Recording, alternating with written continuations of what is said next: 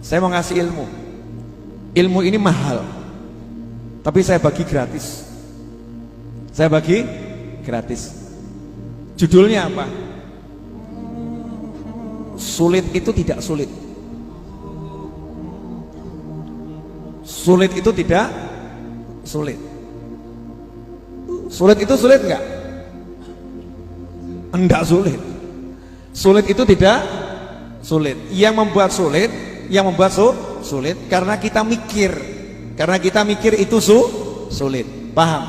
Jadi kalau enggak kita pikir itu sulit, maka tidak akan sulit. Kenapa enggak sulit? Saya akan jelaskan di sini dalam waktu 3 menit. Ya, 3 menit insyaallah. Setiap kali kita kena masalah, setiap kali kita didatangi kesulitan, wujudnya kesulitan itu apapun, maka harus paham yang ngirim itu Allah, yang ngasih itu Allah. Jadi yang ngirim kesulitan, yang ngasih kesulitan Allah subhanahu wa ta'ala. Makanya kalau anda menuduh orang lain buat kesulitan, menuduh orang lain menyebabkan anda celaka, berarti nggak pernah paham permainan dari takdirnya Allah subhanahu wa ta'ala. Nggak paham caranya Allah pengen mendekatkan anda kepada Allah subhanahu wa ta'ala, makanya gagal paham. Jadi kalau kita mengalami kesulitan, jangan pernah menyalahkan siapapun, karena itu bukan kesalahan siapapun. Begitu ada kesulitan, itu jalan cintanya Allah subhanahu wa ta'ala. Allah ngirimi saya kesulitan. Makanya Rasul bersabda, sesungguhnya yang paling berat ujiannya al-anbiya, tsummal amsal, tsummal amsal. Ya, para nabi dan semisalnya, para nabi dan sejenisnya. Yang ngirim kesulitan itu Allah. Jadi kalau jenengan bilang saya ini gak dapat duit gara-gara dipecat, keliru. Ya, saya ini sengsara gara-gara suami saya, keliru. Walaupun memang suaminya menyengsarakan. Ya, saya ini sengsara karena istri saya jelek, keliru. Ya, istri jelek memang menyengsarakan. Kalau orang itu suka lihat istri orang lain yang cantik. Kalau nggak pernah lihat yang cantik, yang jelek tetap cantik. Jelek itu kelihatan jelek karena dibandingkan dengan yang lebih cantik. Bandingkan yang jelek dengan yang lebih jelek, maka kelihatan cantik. Sebelum kamu jelekkan orang lain, silahkan kamu bercermin, lihat dirimu sendiri, jelek atau ganteng. Paham ya? Sadar diri. Itu iklan. Jadi jangan nyalahkan siapapun. Tahu yang ngasih masalah tadi siapa? Yang ngasih masalah siapa? Yang ngasih masalah siapa? Oke. Kalau yang ngasih Allah, ada enggak yang bisa menghalangi? Enggak ada. Kalau yang ngasih masalah Allah, enggak ada yang bisa menghalangi. Pertanyaan kedua, kalau begitu ada ndak yang bisa ngasih kamu masalah? Nggak ada. Nggak ada satu makhluk, satu orang pun bisa kasih kamu masalah. Makanya nggak usah takut dengan orang yang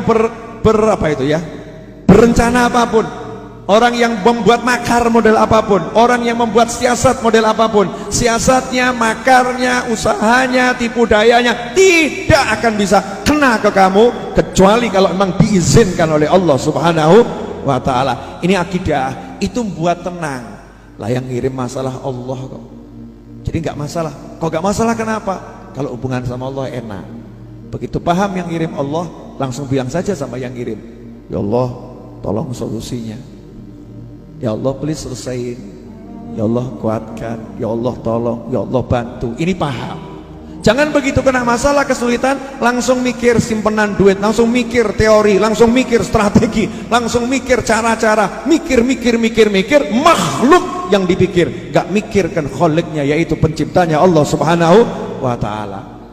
Nah, sadar dulu Allah yang ngirim, terus minta tolong sama Allah, baru ngatur strategi, baru berobat ke dokter, baru berupaya dengan apa yang bisa diupayakan. Tapi Allah dulu yang dituju.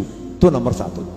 Nomor dua, menariknya, Allah yang ngirim masalah, Allah yang ngirim masalah, dan hanya Allah yang bisa menyelesaikan. Tak jamin kok. Awakmu golek duit nganti sirah jadi sikil, sikil jadi sirah, kepala jadi kaki, kaki jadi kepala, pagi jadi siang, siang jadi sore, sore jadi malam, begitu seterusnya. Kalau Allah bilang buntu rezekimu, buntu mas. Maka jangan pernah sambat golek duit kok angel, ya golek duit kok angel. susah buat kamu, buat saya tidak. Sorry bro, gua awakmu angel, awakku alhamdulillah gampang. Habib kok begitu Bib? Buat dia mudah, buat saya kok susah. Biar kamu paham, usahamu sehebat apapun tuh gak bisa datengin rezeki. Sekeras apapun kamu ikhtiar, gak bisa jebol pintu rezeki. Yang buka, yang nutup pintu rezeki Ar-Razzaq wallah ta'ala, Allah yang maha kuasa. Paham sih, hanya Allah yang bisa menyelesaikan masalah, hanya Allah yang bisa menolong, hanya Allah yang bisa membantu. Jadi nomor satu yang kirim Allah, nomor dua hanya Allah juga yang bisa menyingkirkan. Uniknya, menariknya, nah Allah itu udah ngasih tahu kalau ada masalah sebetulnya itu hadiah. Oh, masalah kok hadiah? Bu, ibu ngantuk, teler kelas berat, jam 1 malam digugah bojo, diugrak-ugrak, tangi bu, masalah atau berkah? Wah, bingung. Masalah atau berkah bu? Jujur, masalah atau berkah? Masalah. Kemudian suaminya bilang, tolong buatkan nasi goreng pedes pol. Masalah atau super masalah? Males atau enggak males? Jujur, males atau enggak males? Cemberut atau senyum? Merengut atau besengut?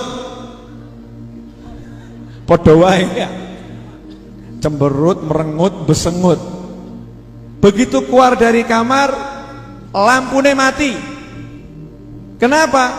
Pulsa listrik entek. Sebel atau enggak sebel? Sebel atau enggak sebel? Ngomyang atau enggak ngomyang? Ngomyang itu bahasa Indonesianya apa? Ngomel. Ngomel itu Indonesia atau Jawa? Jawa di Indonesia kan. Al-ngomelu. Muring-muring, ngomel, ngomyang, entah bahasanya apapun. Ke dapur. Begitu sampai dapur, tiba-tiba ada 20 lilin menyala. Tas, 20 lilin menyala. Kemudian di situ ada mengatakan surprise, ngei emas sak kilo. Emas sak kilo.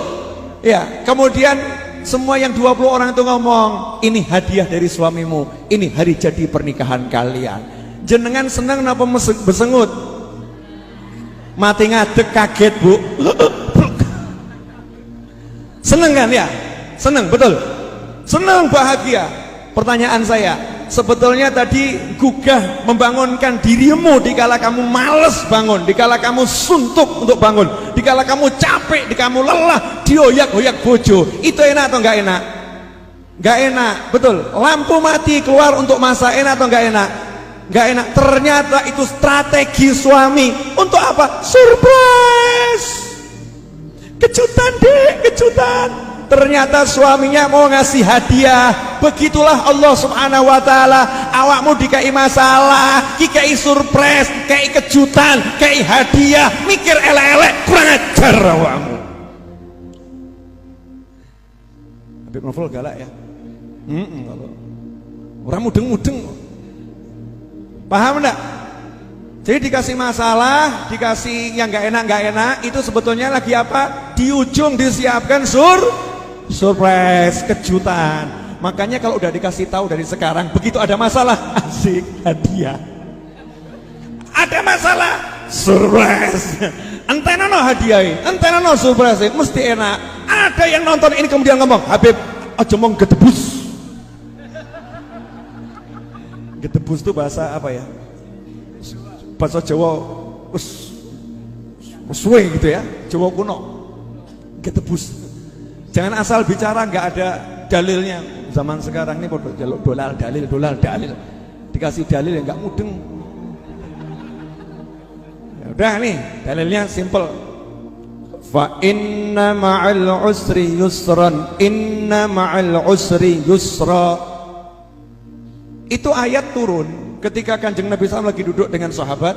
Kemudian Nabi ngomong sama sahabat, dekatnya ada batu. Rasul bersabda, kalau ada kesulitan masuk ke dalam batu itu, maka kemudahan akan mengejar masuk ke dalam batu itu, kemudian akan mengeluarkan kesulitan itu dari batu itu. Artinya apa? Kesulitan gak pernah berlepas, nggak pernah pisah dengan yang namanya kemudahan. Maka turunlah ayat fa inna ma'al usri yusron, inna ma'al usri yusra. Kalau diterjemahkan dengan terjemahan yang benar, terjemahan menurut tafsir, sesungguhnya bersama kesulitan itu ada kemudahan, dan sesungguhnya bersama kesulitan yang tadi ada kemudahan yang lain. Artinya bersama kesulitan yang sama terdapat dua kemudahan. Kemudahan nomor satu, solving problem, menyelesaikan masalah. Kedua, kemudahan nomor dua, surprise, kejutan. Dalil berikutnya, qala Allah Ta'ala, wa may yattaqillaha yaj'al lahu makhrajan wa yarzuqhu min haitsu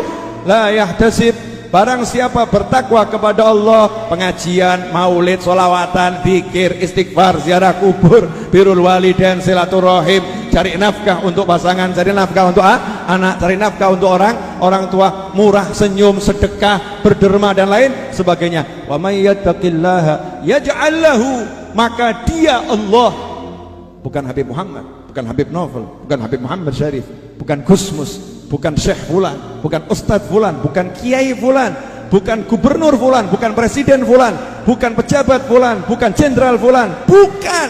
Yaj'allahu Allah, Allah yang menjadikan untuknya. Sorry bro, Allah yang turun tangan. Yang turun tangan Allah, Allah yaj'allahu makhraja, Allah menjadikan untuknya, Allah menjadikan untuknya. Iling-ilingin nih loh, Allah menjadikan untuknya, Allah menjadikan untuknya. Apa yang Allah buat untuknya? Makhraja, mumet seperti apapun, masalah seperti apapun, ruwet seperti apapun, Allah yang berikan jalan keluar. Pertanyaan saya, kalau Allah yang berikan jalan keluar, ada yang bisa menghalangi? Kalau Allah yang berikan jalan keluar, ada yang bisa nutup? Kalau Allah yang berikan jalan keluar, selesai enggak masalahnya? Selesai. Yaj'allahu makhraja wa yarzuqhu min haitsu la yahtasib. Selanjutnya setelah dikasih solusi sama Allah, dikasih jalan keluar sama Allah, wa yarzuqhu, Allah kasih dia rezeki yang sifatnya surprise, kejutan. Kenapa dikatakan rezeki kejutan? Ini terjemahan murni terjemahan ala Habib Novel. Allah memberikan rezeki berupa kejutan. Kenapa kejutan? Karena nggak pernah bisa dipikir, dikira-kira nggak bisa, datang dari arah yang nggak jelas, arahnya dari mana nggak ngerti, ujuk-ujuk wono, kan namanya surprise, kejutan. Rezeki berupa kejutan dan Allah yang ngatur. Penak anteng meneng rezeki teko, wah masya Allah, nikmat. Paham nggak? Baru 1 menit. Jelas? Apa yang jelas? Oh, surprise-nya tok ini. Surprise. Jadi kalau ada masalah atau hadiah. Jadi kalau Anda terlilit hutang nggak bisa bayar, besok mau ditagih, mau dihajar, masalah atau hadiah? Kalau istri Anda marah-marah menuntut minta cerai, masalah atau hadiah?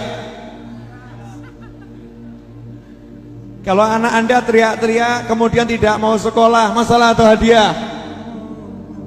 Kalau tiba-tiba Anda pas gak pakai helm ketemu polisi ditilang, masalah atau hadiah? Jawabnya mulai gak jelas Gus. Masalah atau hadiah? Jawabannya sederhana, itu bukan masalah, itu hadiah. Tapi hadiahnya sama Allah dibungkus dengan masalah. Bungkusnya masalah, dalamnya hadiah. Makanya kamu jangan lihat bungkusnya. Kadang yang namanya kekasih menyembunyikan intar berlian di balik yang namanya kertas koran, dibungkus kertas koran, ternyata dalamnya intan dan berlian. Ketika kekasih terima, apa iki? Kamu cuma kasih aku kotoran di kertas yang kotor, ya. Kemudian bungkus yang kotor, menghina, mencela, mencampakkan. Ketika dicampakkan, diambil sama kekasihnya, dikasihkan orang lain. Ini hadiah dariku. Nah yang lain terima, masya Allah, terima kasih. Gak lihat bungkusnya, lihat yang memberi. Dibuka, ternyata isinya intan berlian. Bejonya luar biasa. Dan yang sering menyebabkan kita gagal mendapatkan karunia Allah, hadiah dari Allah. Ruwet delok bungkus, gak tau delok sengirim. Sibuk lihat bungkus, gak pernah lihat yang ngirim adalah Allah subhanahu wa ta'ala. Kalau lihat yang ngirim Allah, pasti husnudzon, pasti prasangka baik. Dalam bungkusnya ini yang ruwet, di dalamnya ada hadiah yang luar biasa. Karena itu jangan pernah ngeluh lagi kepada Habib Novel bin Muhammad Al-Idrus, karena keluhanmu saya tolak mulai hari ini. Hah? Ini lebih sadis Gus nih. Paham semuanya? Kok jadi diem semua kenapa? Ditolak keluhannya ya. Gak usah berkeluh kesah. Udah ngaji pengajian, dikir ya guyon guyon, makan ya makan. Masalah adalah hadiah. Habib punya masalah enggak ada, yang ada hadiah. Setiap masalah saya anggap hadiah. Makanya hidup saya penuh dengan hadiah. Ya penuh dengan hadiah. Yakin saya sama Allah Ta'ala. Rugi kalau nggak yakin sama Allah. Kalau nggak yakin sama Allah, suruh yakin sama kamu. Moh aku. Saya suruh yakin sama kamu gitu ya. Kamu yang kaya, suruh percaya kamu orang kaya. Moh aku.